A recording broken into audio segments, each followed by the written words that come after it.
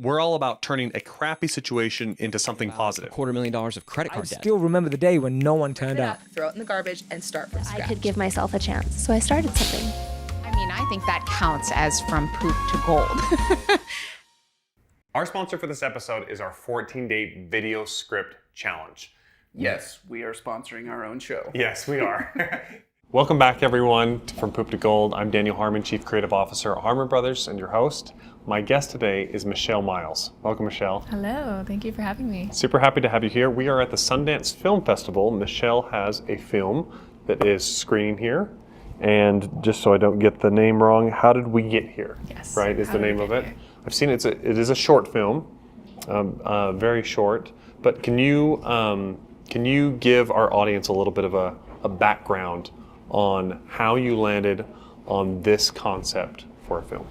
Absolutely. So when I was in college, I took film classes, and I was surrounded by peers who were really making narrative-style films, or films where they were, lugging all of our camera equipment out in the woods and like following actors around, and I loved helping out on their shoots, but I really wanted to be able to make my own work independently and kind of have one hand to drive, and so having I use a power wheelchair for anyone who's listening. Yeah, for anyone listening, she has a power wheelchair. Yeah, so I have to have one hand to drive, and so I don't really have the option to kind of unless I built some kind of rig to, I was trying to figure out a way that I could explore the medium of film in a way that was more accessible to me and that I could kind of do on my own. And so I was browsing through Vimeo, and I found these films that people were making in these like macro lens films or macro style films, and they were taking paint and glitter and all these materials and shooting them with a macro lens and making these really interesting. So for our audience that's not aware, essentially it's basically an ultra close-up, hyper focused kind of shot that's really, like you said, on a tiny scale, but blowing it up to really show detail that you don't normally see, right? It's like filming through a microscope almost. And I actually reached out to one of the filmmakers. I didn't think I would hear back, but I just found their email and emailed them. I think they're in Germany somewhere. And I was like, how do you make this? Like, what's your setup? And he emailed me back, and he said, I use a light board, and I use like glass dishes on top of it with a camera rig over it, and I just mix paint and things in there. And I was like, I'm gonna try it. I want to do this. Like, I can scale it all down. I can have the entire film set in a petri dish, like on a table, and like that. I love having complete control of the situation. So that I was like, let's just try it. So I got a grant from my school actually, and I kind of did a proposal for this project, and I bought all the materials. My parents helped me build the light board into a kind of a wooden. Had a wooden stand that it was on. And so a light board, like an animation light board almost, right? Yeah. Where there's a light basically projecting underneath a transparent surface, exactly, right? Yeah. I did like a DIY version though, where I went to Lowe's and I bought just like an LED light panel. That's how I made one too. Yeah. And so my parents helped me kind of like put it into wood so that it would kind of stand on its own. And I just kind of started experimenting with materials. Most of the stuff that I used I found in my kitchen. I used like milk and soap and oil, and then I bought some India ink in a lot of different colors. And so I just spent days on end just mixing things and filming it. And so for this piece in particular, I was reviewing the footage, scrubbing through, and I found these 4 minutes where I had accidentally left the camera on, actually. And by some miracle, my roommate's cats hadn't walked on the coffee table, which is what I was filming on, because when the cats would walk on the coffee table, the entire frame would move, because it's on such a zoomed-in scale. And I just was really drawn to these 4 minutes. I loved sort of the patterns that were emerging and the composition of what it looked like, and I hadn't been doing anything for those 4 minutes. I wasn't swirling things or mixing things. So I just kind of decided to cut it out and show it to my class that I was in at the time in undergrad, and just kind of gauge people's responses. I was like, I'm interested in this and I don't really know why. And so I decided to share it with my class, and people had a lot of really interesting responses. And so, so I decided that it was a piece. And then, I made it in 2018, so I've been reflecting on it for 2 years now. And so in that time, I kind of have figured out a lot of the reasons why the piece is interesting to me, and what and what it kind of ended up becoming. Yeah. Yeah. Very cool. So hyper zoomed in and it's uncut, right? Yes, It's it's just one continuous one- shot. Yeah, 4 minutes and 20 seconds. 4 minutes and 20 seconds. Yeah, and then I forget, were you shooting at a higher frame rate or just regular 24? Just regular 24, yeah. Okay. I didn't speed it up or slow it down at all. Didn't see It's it- in real time. Okay, that's all in Yeah. real time. And so if you were to take the first frame of the film and compare to the last frame, you can see a lot of change that happens. Absolutely. But if you are to go frame by frame, like it's micro level change, right? Yeah. So when Uh-huh. you're watching it, you can kind of see. So what was in the petri dish at this point was Red India ink and Dawn dish soap. Oh, okay. I had Those just are the kind two of ingredients, huh? Yeah, I just sort of spread a layer of Dawn dish soap on the bottom of the petri dish and just, I think I poured the ink in on one side and then tilted the petri dish over. Yeah. So it kind of drizzled through the dish soap and then I left it there. I was probably good at, like, I don't know, doing something else, like changing the music or something. And then it dried in this crazy pattern. Yeah. And then I filmed the process of it drying. So so the film is literally watching paint dry. Well, there you go. I think everyone's sold. I don't think we have to say anything more at this point. Very cool. But yeah, so as you're watching it, you can see like tiny little changes. You can see the ink kind of flowing in different spots. But it's not really apparent that like the whole entire composition is changing to the degree that you can see from the beginning frame to the end frame. Yep. And then I also added a little bit of sound. There's a single sine tone as the audio that just sort of like really slowly builds and slowly comes back down. It's actually interesting. It's kind of hard to hear. It depends on like what kind of device you're listening on. Yeah, because I had some headphones on. Well, I half had my headphones on. And I was like, wait, does this thing even have sound? Exactly. And I was like, I think something's going on. And I was like, wait, there is a change. And I put it on. I was like, oh, yeah, there's something intentional happening here. Yeah, I love when people have that experience. That's kind of, what I intended with the sound. I wanted to kind of mirror what was happening with the image as well. But the It's sound very had, complementative. Yeah, but it had some different effects that I've noticed as well. I just kind of didn't know what to do for the sound, but I didn't want it to be silent. Okay. So I just decided, one of my professors actually recommended that I try doing that. And I tried that, and I liked that it kind of, especially when you're listening in a theater setting, it sounds kind of like eerie. It is and very it's eerie. kind of makes you uncomfortable. But I also like that you can kind of feel it. Yeah. When you're not sure if you can hear it or not, you can kind of just feel it in the atmosphere of Yeah. the theater, especially in the theater setting. That's accurate. Which is yeah. interesting and unintentional, but I kind of like that about it. Yeah, very cool. So what has it come to mean to you? Like you said at first, you're just like, there's something cool about this. I like this. It's almost accidental in some ways. I mean, intentionally the way that you set it up, but the way what you ended up capturing was probably a little bit different than what you had originally thought you were going to do. So what does this piece come to mean to you? What are the symbols that it brings out for you? Yeah, so I titled it "How Did We Get Here?" And I didn't really think too much about the title. It just kind of like came out and felt right. I didn't like toy around with that too much, but I think it kind of, in a lot of different ways, the experience of watching the film and kind of having this drastic change from the beginning to the end, but not really noticing the small changes that build up to that over time, and almost not even really remembering what the beginning looked like once you're at the end, and kind of being okay with that. It just reminded me of a lot of different circumstances. I think probably at the time I was thinking about like a relationship or something, and how things can change, like little things change in a relationship over time, and then one day you're like, this relationship is entirely different than it was a year ago or something. And it can be an amazing way or in not an amazing way. Right. But it can also, I think it can be interpreted so many different ways. And I've heard a lot of people talk about how it's that sort of idea of like microscopic change that builds over time, but you don't really realize it's happening as it is until it's a huge difference, and kind of having that moment can be found in a lot of different circumstances. All over. Yeah, and for me personally, I have a progressive neuromuscular disease, which weakens my muscles over time. It atrophies my muscles. Okay. And I kind of realized that this film is almost like a self-portrait or a portrait of my motor neurons that control my muscles. and I hope that not a lot of doctors are listening to correct me on my terminology, but that's how I understand it, is a sort of a self-portrait of the neurons that control my muscles, which over time deteriorate and weaken my muscles. But day to day, I don't really experience that. I don't notice. I mean, occasionally, like when I'm watching the film, I'll notice, oh, it looks like something changed there, something's moving. But then when I think about my life now versus 5 years ago or a year ago even, and think about the differences in my abilities, it doesn't feel like a massive loss. It feels like, oh yeah, like the things have changed, but I didn't feel it happening.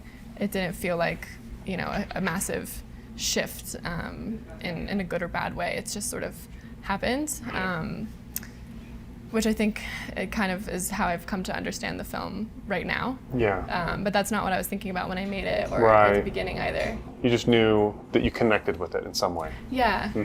Yeah.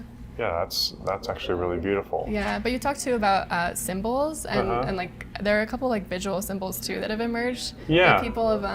I saw a face in there at one point. At least I thought I did. That's new. I haven't heard that. Oh, you haven't? Yesterday at the premiere. Well, I see faces in clouds and things like that too. Yesterday at the premiere, somebody said it looked like a broken heart, or like a kind of dried up heart. I think that the sort of central like shape does kind of look like a heart, like a human heart. Yeah, I follow. And then towards the end, it gets kind of darker and like hardened looking, which is interesting. So I think, there are a lot of different symbols and references that emerge, and I think it's interesting people see different things in it. And I was on the plane on my way here, and I was looking down at like the mountains in Utah that are covered in snow and have all these textures and ridges. And I was like, that looks like my film. Yeah, it does. People send me stuff all the time, and they're like, this looks like your film. Yeah, it does end up looking a lot like it, actually.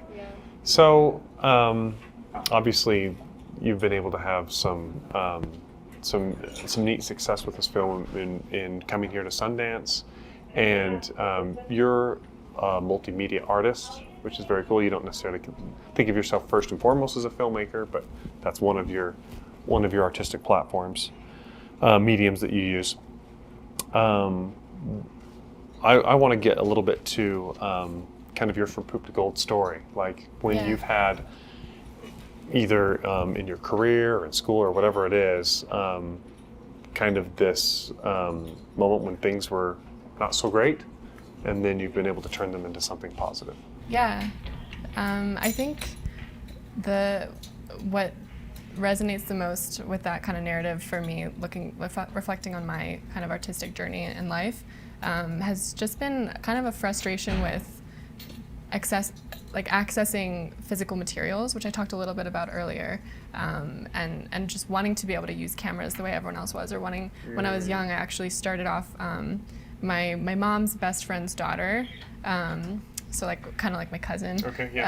She is an amazing artist, and when I was young, I looked up to her and watched her make these beautiful drawings and paintings, and I would kind of copy her and sketch in my little sketchbook, and I started taking painting classes, but I just never really felt like I was good at representational painting, and that was frustrating. So then when I got to high school, I had the choice to take art class, which was like painting and traditional kind of like art mediums, or photography. And I was like, let's try photography. I want to do something creative and artistic, but I just don't feel like I'm capable of like really doing, this type of representational like sketching and painting.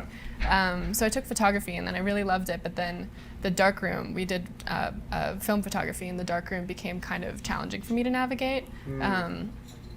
Because things are high up, and there's like all this, it's really small, and there's this kind of weird door to get in, and so then I transitioned into digital photography because I didn't have to go and deal with the darkroom. And all of the loading your film in the dark bag and all this stuff, because my hands had started to weaken by the time that I was in high school, and so I transitioned to digital.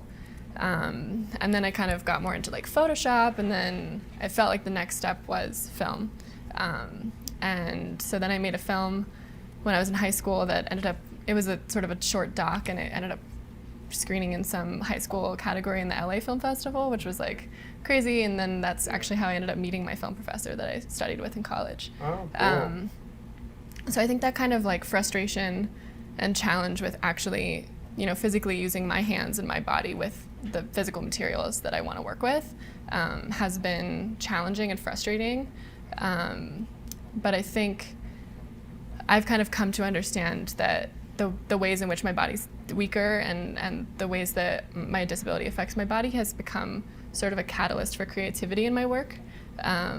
Creativity thrives in constraint, right? Yeah, and I think I've become more willing to embrace that instead of, be frustrated by it or embarrassed by it or try to I think there's often pressure to sort of cover up like how disability can be challenging to kind of defy stereotypes or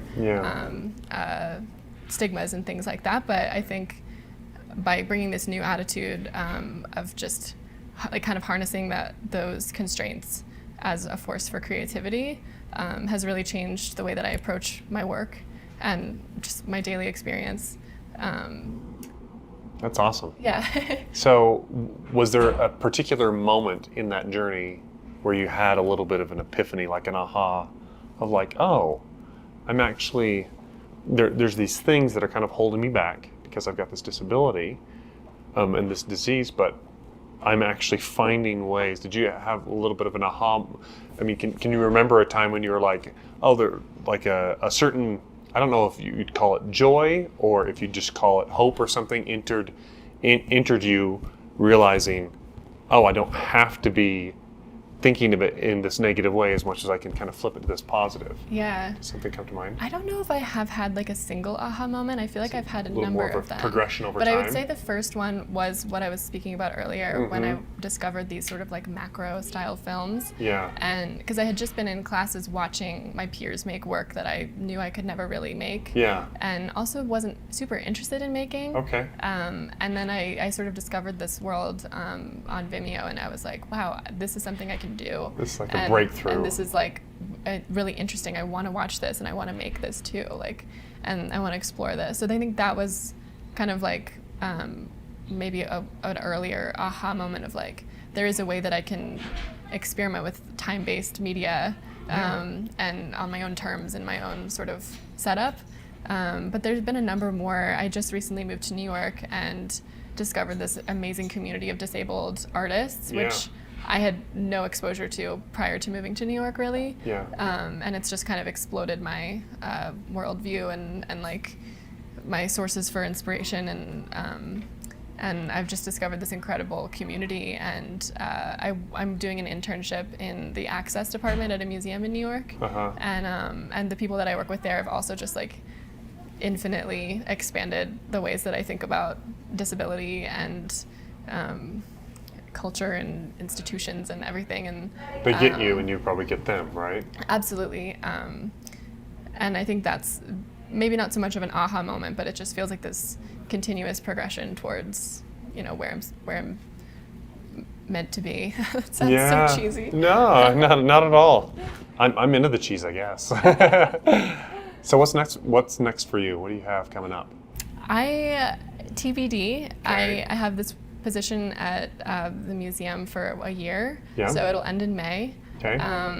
I think I want to stay in New York. I just moved there, and I'll have been there for a year.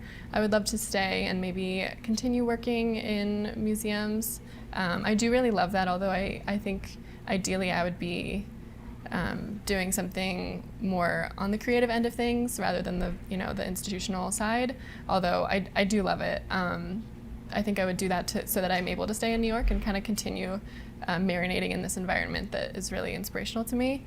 But I think a residency sounds really appealing. I graduated from undergrad in May, and then a week later I moved to New York and started the job. Yeah. So I haven't really had much of a time to kind of like reflect and make work. And so I think, I don't know, I'm applying for things and kind of seeing what's next, rolling with the punches. Kind of filling it out a little bit. Yeah. Okay. Yeah, there's totally room for that. Like you said, some of that, like you said, some of the things that were maybe felt like they were holding you back, you've now realized, oh, I can actually find strengths inside this stuff. And so it sounds like you're going through a little bit of that process right now and just kind of finding your way forward. That's awesome. A little bit of your film kind of has that, captures that essence of, like you said, things kind of just going through atrophy of changing over time in an almost kind of unnoticeable way. Yeah. And like you said, it applies much more, like you said, it's almost a self-portrait for you, for what you're going through with your disease and stuff, but also there's so many different systems and different cultures and things like that that go through that exact same process. Exactly, and I think that's what I really enjoy about watching the film with other people. I actually sent the film out to a bunch of friends and family members, and my mom works in the poetry world, so I kind of used her connections there and sent it to a lot of poets because I wanted their sort of, their language about it, because I wanted to create an alternative experience for people who don't have access to visual information, so sort of like a verbal description or a verbal experience of it. And so I started asking people to sort of collect any kind of notes or words that they felt while they were watching it, and that will be on my website with the film after the festival is over. Because I took the film, I put it on private for my website during the festival. I don't know. I felt like that was what you're supposed to do. Okay, yeah, I don't know. I don't know the but what standard. Yeah, that'll be on my website too. Sort of this verbal description and yeah, so a lot of really interesting things emerged from other folks' experiences and what they wrote about it. And there were some people who wrote about the changes in their bodies too, coming from age or other things, and other like big changes in their life that have been gradual as well, both positive and negative. Okay. Yeah. Very cool. Where should our audience look you up? What website should they go to? Well, my website is michelle-miles.com, Michelle with 2 L's, Miles, M-I-L-E-S, and then you can also find me on Instagram. It's Michelle N. Miles. Very cool. Yeah. Thank you so much for your time. Absolutely. And congratulations on having a film in Sundance. That's awesome. Thank you so much. And here's to more breakthroughs, right? Yeah. Finding your own thing that you can do. I think that's awesome. I love your attitude about life in general. You can see that there's like a light coming from you, and that's awesome. So thank you all for listening and tuning in. If you want to check out our website, it's harmonbrothers.com. See what we do there with our different campaigns. But Michelle, again, thanks for making time for this, and we'll see you on the next one. We all kind of reach that point where we know we've created something awesome and we want to share it with the world, right? Mm-hmm. And it's that very next step that can oftentimes be really intimidating or really scary, or you just don't know where to go next, right? And the beautiful thing about this 14-day script challenge is you get your hand held from, okay, you have this cool product, now let's go research and find the exact way to present it and message it to the world in a way that resonates and gets people excited and they're ready to swipe their credit card and purchase.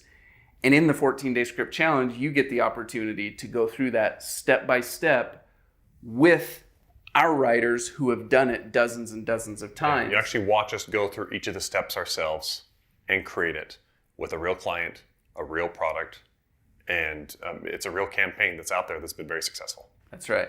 And the feedback that we've had on this thing has just been phenomenal. I mean, we get comment after comment and emails flowing in from people all over the world who have just raved about the impact that this has had on their business. People tell us over and over again, it is just a huge value punch for the investment for this 14-day script challenge, and really gave them the tool set they needed to walk through it and make it happen. And we've had dozens of students who have successfully taken the challenge, written their script, launched their ad campaigns, and driven success for their business. It's pretty amazing. For more information, go to hbros.co/script. That's hbros.co/script.